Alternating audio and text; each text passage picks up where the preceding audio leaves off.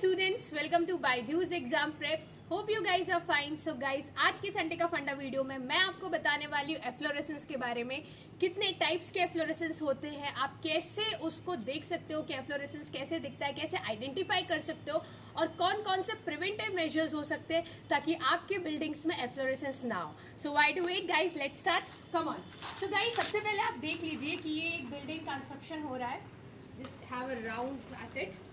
अब आपको मैं दिखाती हूँ इस कंस्ट्रक्शन फेज में वॉल्स में एफ्लोरेसेंस देखा है मैंने। हाउ, पहले चेकआउट कर लेते हैं, फिर मैं इसके बारे में आपको डिटेल में समझाती हूँ। तो गाइस कम आउट। ओके, सो आप यहाँ पर देख सकते हैं, यहाँ पे आपको व्हाइट सॉल्ट्स के डिपोजिशन दिख रहे होंगे। Just check it out. और ये सिर्फ एक वॉल में नहीं हुआ है, यहाँ पर ऑलमोस्ट हर वॉल में आपको एफ्लोरेसेंस देखने को मिल रहा है। Come out, please check it out. ये देखिए, ये कितना लंबा पैच है जिसमें आपको ये एफ्लोरेसेंस देखने को मिल रहा है। अब आप बोलोगे मैम आपने तो बताया नहीं एफ्लोरेसेंस क्या होता है, आप हम लोग को सिर्फ दिखा रहे हो।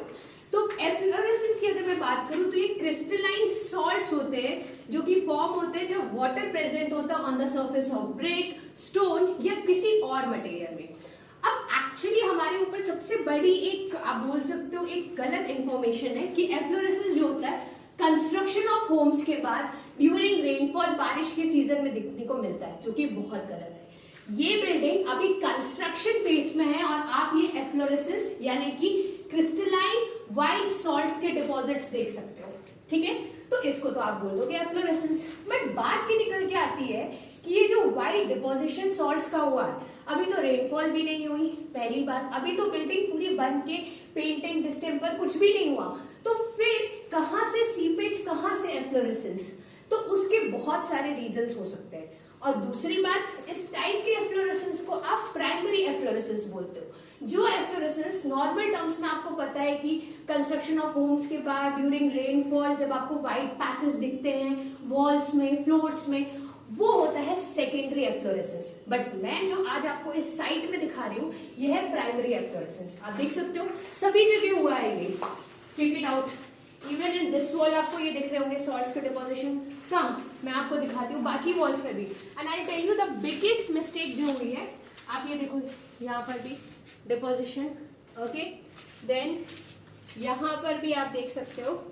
कमिंग अप नेक्स्ट, ये देखिए, आपको बस मैं दिखा रही हूँ क्योंकि कल को जब आप भी अपना घर बनवाएंगे या कल को आप भी कॉन्ट्रैक्ट्स लेंगे तो आपको पता होना चाहिए कि सबसे बड़ी गलती इसको बनाने में, ये देखिए इस वाले वॉल्स पर भी ऑलमोस्ट हर वॉल में आपको ये एफ्लोरेसेंस देखने को मिल रहा है। इसका मेन रीजन क्या है कि सबसे पहले ये जो एफ्लोरेसेंस, जैसे मैंने अभी आपको बताया, ये प्राइमरी एफ्लोरेसेंस है जो आपको with in 72 hours of the building material जो यूज होता है उसके बाद देखने को मिलता है। अब क्या हुआ होगा जिसकी वजह से ये पूरे सॉल्ट्स आपको प्रेजेंट दिख रहे हैं? उसका रीजन ये है, नंबर 1, कि ये हो सकता है जो ऑर्डिनरी पोर्टलैंड सीमेंट यूज किया हो, जो मोटार की प्रिपरेशन की हो, उसमें अल्कलीज का कंसंट्रेशन ज्यादा रहा हो जिसकी वजह से ये एफ्लोरेसेंस दिख रहा है। दूसरा ये रीजन हो सकता है कि जब यहाँ पर इन वॉल्स की क्योरिंग की जा रही थी तो हो सकता है उस पानी में सॉल्ट्स का कंसंट्रेशन ज्यादा होगा जिसकी वजह से वाटर तो इवेपोरेट कर जाएगा, वेपराइज कर दिया, बट ये जो सॉल्ट्स है ये पूरे के पूरे सरफेस पर प्रेजेंट होंगे, ठीक है। इसके साथ आपको इसलिए बहुत जरूरी होता है कि जब आप जो भी पानी यूज कर रहे हो क्योरिंग के लिए उसका पीएच जरूर चेक करें। चेक इट आउट कि उसमें सॉल्युबल सॉल्ट्स प्रेजेंट नहीं होना चाहिए, क्योंकि अगर वाटर सॉल्युबल सॉल्ट्स प्रेजेंट है तो इवेंचुअली वाटर तो वेपराइज कर जाएगा बट ये पूरे सॉल्ट्स डिपॉजिट हो जाते हैं on the surface. Secondly, motor की प्रिपरेशन के दौरान आपको ध्यान रखना पड़ेगा कि अल्कलीज का कंसंट्रेशन ज्यादा नहीं होना चाहिए। और अगर आप मोटार के प्रिपरेशन के लिए जो भी मटेरियल्स यूज कर रहे हैं, मेक इट श्योर कि वो open expose to the atmosphere ना रहे। जैसे कि आप देख सकते हो यहाँ पर मैं बोल सकती हूँ कि ये बिल्कुल भी प्रॉपरली बिल्डिंग मटेरियल्स को मॉनिटर नहीं किया जा रहा है। बहुत सारे मटेरियल्स है जिनको सिर्फ ऐसे ही छोड़ दिया गया है विदाउट एनी कवरेज, जिससे मॉइस्चर का एब्जॉर्प्शन हो जाएगा और मॉइस्चर एब्जॉर्प्शन के बाद अगर मोटार बनेगा तो डेफिनेटली एफ्लोरेसेंस तो बिल्डिंग्स में होगा। तो यहाँ पर जैसे कि मैं देख रही हूँ कि कंटिन्यूसली देखो अभी भी वॉल्स थोड़ी गीली है, तो यहाँ पर क्योरिंग तो हो रही है, बट ये जो वाटर यूज किया जा रहा है डेफिनेटली इसमें सॉल्ट्स का कंसंट्रेशन ज्यादा है, क्योंकि इवेंचुअली जब मैं लास्ट टाइम आई थी दूसरा एक संडे का फंडा वीडियो बनाने, तब मुझे स्मॉल पैचेस ऑफ सॉल्ट्स दिख रहे थे, ठीक है, अभी 2-4 दिन पहले, बट अब ये जो सॉल्ट्स के पैचेस है ये बढ़ते जा रहे हैं। तो मुझे तो जो प्राइम रीजन इस वाली बिल्डिंग के लिए लग रहा है वो ये कि सॉल्ट्स जो है पानी में वाटर सॉल्युबल सॉल्ट्स ज्यादा प्रेजेंट है, ठीक है। अब अगर आप बोलोगे कि मैम इसके preventive measures apart from alkalis का कंसंट्रेशन और जो वाटर यूज कर रहे हैं उसमें सॉल्ट्स का कंसंट्रेशन और क्या क्या प्रिवेंटिव मेजर्स होने चाहिए और कौन कौन से डिफरेंट टाइप्स के एफ्लोरेसेंस और हो सकते हैं, तो वो मैं आपको बताती हूँ स्टूडियो में। हेलो माय डियर स्टूडेंट्स, तो अभी आपने देखा साइट में कि कैसे एफ्लोरेसेंस देखा जाता है, कैसे सॉल्ट्स के डिपोजिशंस होते हैं आपके वॉल्स के ऊपर और कैसे आप इसे आइडेंटिफाई कर सकते हो। Now let's talk about the various other causes, क्या इसके ट्रीटमेंट्स हो सकते हैं और इस एफ्लोरेसेंस का इम्पैक्ट क्या निकल के आता है। So let's be quick, and before that if you don't know about me you can go through my profile.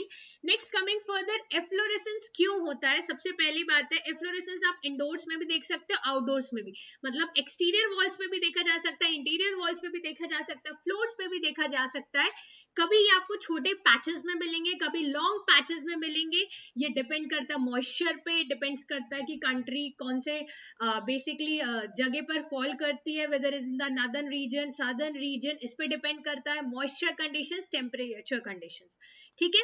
अब 3 थिंग्स जरूरी होती है, 3 कंडीशन जरूरी रहती है एफ्लोरेसेंस को ऑकर करने की। कौन कौन सी कंडीशंस है। सबसे पहले अगर वाटर सॉल्युबल सॉल्ट्स प्रेजेंट है, जैसे कि मैंने जब आपको फील्ड में दिखाया तो मैंने आपको दिखाया था कि जो भी आप यहाँ पर जो पानी यूज कर रहे हो क्योरिंग के लिए, डेफिनेटली उसमें सॉल्ट्स का कंसंट्रेशन ज्यादा होगा, क्योंकि वाटर तो वेपराइज कर जा रहा है, एवेपोरेट कर जा रहा है, बट सॉल्ट्स के पैचेस रह जा रहे हैं, ठीक है। उसके साथ ही मॉइस्चर भी प्रेजेंट होगा to make the salt become a soluble solution, जो कि ऑब्वियस सी बात है।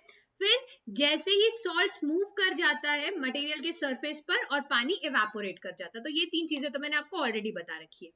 अब अगर मैं प्राइमरी सोर्स अगर मॉइस्चर की बात करूं कि ये जो नमी है ये कैसे आती है, तो बेसिकली या तो वाटर आप एक्सटर्नली अप्लाई कर रहे हो, या रेन वाटर हो, या स्नो हो, ये 3 प्राइमरी कॉज होते हैं जो कि डिग्री ऑफ एफ्लोरेसेंस को इम्पैक्ट करते हैं।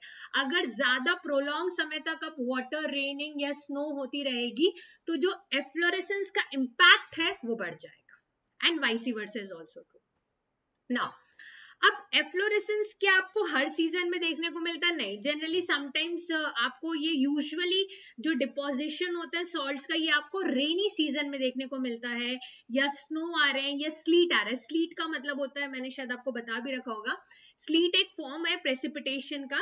जब रेन या ड्रिजल फॉल करती है एक ऐसे एटमॉस्फेयर पे जो सब फ्रीजिंग टेम्परेचर पर हो, तब स्लीट्स फॉर्म होते हैं, जो कि एक फ्रोजन रेन ड्रॉप्स होते हैं ट्रांसपेरेंट रेन्स के, ठीक है।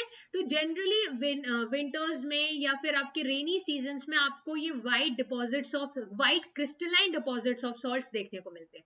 अब आप कैसे स्पॉट कर सकते हो? सबसे पहली बात है, कभी कभी डिफिकल्ट हो जाता है क्योंकि अलग अलग कलर्स आ जाते हैं, तो आप कंफ्यूज हो जाते हो कि ये एफ्लोरेसेंस है कि नहीं है। तो पहली बात है, एफ्लोरेसेंस आप कहाँ देख सकते हो? आप ब्रिक में, सीमेंट में, बहुत सारी जगह आप इसको देख सकते हो, अनसील्ड सर्फेसेस में, क्ले में, सब जगह आप एफ्लोरेसेंस को देख सकते हो। पर एक्चुअली एफ्लोरेसेंस और स्टेन दोनों अलग अलग चीज होती है। इन मैक्सिमम केसेस आप एफ्लोरेसेंस और स्टेन को सेम मान के चलते हो, ठीक है। स्टेन जो होता है वो लाइक दाग, that is of various colours, अलग अलग कलर के होते हैं, हालांकि वो एफ्लोरेसेंस जैसे दिखते हैं बट दे आर डिफरेंट, ठीक है। Efflorescence generally white powdery substances होते हैं, जो मैंने आपको दिखाया था। स्टेन्स है, उनके कलर्स वेरी करते हैं, वो अलग अलग कलर्स के होते हैं, ठीक है। अब बात आती है कि जनरली जो बिल्डिंग मटेरियल्स हम यूज करते हैं, हम बोलते हैं कि उनको आप ओपन मत रखा करो, उनको प्रॉपरली सील पैक करो। उसका रीजन ये होता है कि अगर बिल्डिंग मटेरियल्स पोरस है तो ऑब्वियसली वो वाटर को होल्ड करके रख लेंगे, और अगर वाटर होल्ड होगा सो लेटर और सूनर एफ्लोरेसेंस देखने को मिलेगी।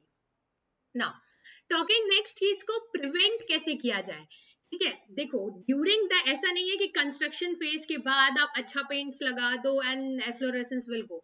Even during the construction phase, जैसे मैंने आपको साइट में बताया, अभी वो घर बन के पूरा कंप्लीट भी नहीं हुआ है, बट ऑलमोस्ट हर वॉल में आपको एफ्लोरेसेंस, आपको व्हाइट क्रिस्टलाइन डिपॉजिट्स देखने को मिल रहे थे। तो आपको क्या करना है, कुछ प्रिकॉशंस लेने हैं। कौन कौन से प्रिकॉशंस ले रहे हैं? पहला है कि आपको हाइड्रोफोबिक सीलेंट यूज करना है, ठीक है। आपको ऐसा सीलेंट यूज करिए जिसमें हाइड्रोफोबिक मतलब वो वाटर को एब्जॉर्ब ना करे, फोबिया हो, उससे डर हो, तो वो एब्जॉर्प्शन ना करे, ठीक है। तो जब एब्जॉर्प्शन ही नहीं करेगा सीलेंट, तो पानी बिल्डिंग मटेरियल्स में से ट्रैवल ही कैसे करेगा, ठीक है। तो ये तो एक तरीका हुआ। दूसरा, कैपिलरी ब्रेक्स। आप कैपिलरी ब्रेक्स, ये जैसे कि आप पॉलीइथिलीन शीट्स जो है वो इंस्टॉल कर दो बिल्डिंग मटेरियल और सॉइल के बीच में, so that percolation of water can minimize और सॉल्ट्स की एंट्री को मिनिमाइज किया जा सके, ठीक है। इसके बाद नेक्स्ट है कि आप जो मेसनरी कंस्ट्रक्शंस यूज कर रहे हो, बहुत अच्छी क्वालिटी का यूज करो, प्रॉपर उनको शेड पे रखो, प्रॉपर एयर टाइट रखो। उसके बाद आप मैकेनिकल वाइब्रेशंस इंस्टॉल कर सकते हो, सो दैट जो भी एडिशनल आपका वाटर मॉइस्चर है वो चले जाए, ठीक है, ग्राउंड वॉइड्स वगैरह ना हो। इन सब चीजों को आप यूज कर सकते हो। और जैसे कि आपने बोला, मोटार की प्रिपरेशन के दौरान मेक श्योर दैट आपका एक्सेसिव वाटर प्रेजेंट ना हो, ठीक है। तो ये कुछ चीजें जो आपको ध्यान में रखनी पड़ेगी, ठीक है। बहुत सारी चीजें, ग्राउंड एडमिक्सचर्स जो आप यूज करते हो, बेसिकली जो भी, इन शॉर्ट, जो भी मटेरियल्स आप यूज करते हो, मेक श्योर दैट एक्सेसिव पानी का कंसंट्रेशन ना हो। उस बिल्डिंग मटेरियल को जो आप यूज कर रहे हो उसमें ऑलरेडी लार्ज अमाउंट का मॉइस्चर एब्जॉर्ब ना हो, ठीक है। अब चाहे आप कितने भी प्रिकॉशंस ले लो, there is always a possibility कि एफ्लोरेसेंस हो ही सकता है, भले कम पैचेस में हो, ज्यादा पैचेस में हो, बट चांसेस आर देयर कि एफ्लोरेसेंस हो ही सकता है। तो उसके लिए आपको क्या करना है, अगर आप देख रहे हो, आपको एसेस करना पहले कि कहां पर हो रहा है, किस वजह से हो रहा है। बहुत सारी चीजें, अब देखो, सबसे पहले आपको ये समझ में आना चाहिए, तो आप क्या करो, आप उस जगह को एसेस करो, उसको इन्वेस्टिगेट करो कि कौन सा अफेक्टेड स्ट्रक्चर्स है, कितना पोर्शन का है, ठीक है। फर्स्ट है कि वॉल्स में है कि फ्लोर्स में है, ठीक है। फिर हो सकता है जो पानी यूज करे, जैसे मैंने अभी जहाँ गई थी वहाँ पानी, तो आपको क्या करना चाहिए, उस वाटर को टेस्ट करवाना चाहिए कि यार कहीं इसमें सॉल्ट्स का कंसंट्रेशन ज्यादा तो नहीं है जिसकी वजह से हो रहा है, ठीक है। और उस वाटर सोर्स की भी बात करनी है कि जहां से ये पानी लेके आ रहा है, कहीं वो बोरिंग का पानी तो नहीं था, बिकॉज अगर वो पानी ग्राउंड वाटर का पानी है, ठीक है, सब सरफेस का पानी है, तो ऑब्वियसली बात है उसमें डिसॉल्व सॉलिड्स का कंसंट्रेशन ज्यादा होगा, ठीक है। फिर आप चेक करो कि कहाँ कहाँ पर हो रहा है, क्या सिर्फ वॉल्स में हो रहा है, तो ऑब्वियसली हो सकता है क्योंकि हम कंटिन्यूअस बेसिस में क्यूरिंग कर रहे हैं, तो हो सकता है इसकी वजह से हो रहा हो। फिर चेक करो कि यार कहीं बिल्डिंग मटेरियल जो यूज कर रहे हैं उसमें पानी ज्यादा था, या उसको ओपन में रख दिया तो मॉइस्चर एब्जॉर्ब हो गया, तो ये सब चीजें आपको चेक करनी पड़ेगी, ठीक है।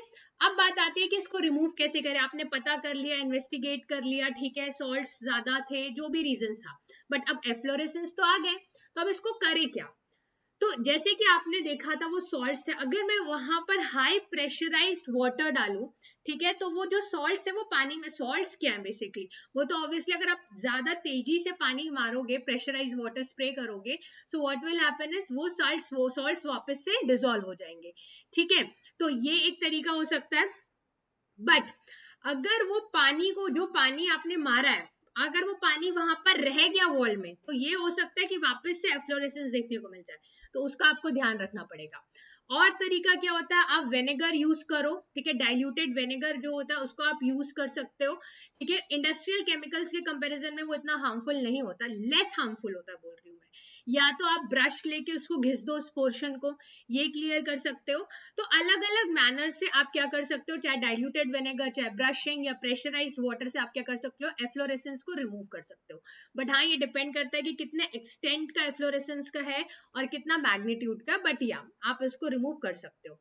जनरली आप एफ्लोरेसेंस ब्रिक्स वगैरह में जब आपको एफ्लोरेसेंस मिलती है, तो आप कोशिश करो उसको वार्म या ड्राई वेदर में उसको क्लीन करने की, बिकॉज अगर रेनी सीजन है या विंटर सीजन है, स्नो स्लीट कुछ भी हो रहा है, ठीक है, तो उस केसेस में चांसेस है कि वापस एफ्लोरेसेंस फॉर्म हो जाएगा। तो अगर आप एफ्लोरेसेंस ब्रिक्स वगैरह में से क्लीन करना चाह रहे हो, प्रिफर कि आप इस टास्क को वार्म या ड्राई वेदर में कंप्लीट करो, ठीक है। So this was all regarding efflorescence. So I guess अब आपको क्लियर हो गया होगा होता क्यों है, कितने टाइप्स के एफ्लोरेसेंस होते हैं, प्राइमरी, सेकेंडरी, किसकी वजह से होता है, चेक कैसे कर सकते हैं, ट्रबल शूट, और इसके लिए आप क्या प्रिकॉशन ले सकते हो, एज वेल एज अगर एफ्लोरेसेंस हो गया है तो उसको रिमूव करने के लिए क्या क्या कर सकते हो. So I hope you enjoy today Sunday का फंडा video. Do subscribe to our channel and thank you very much.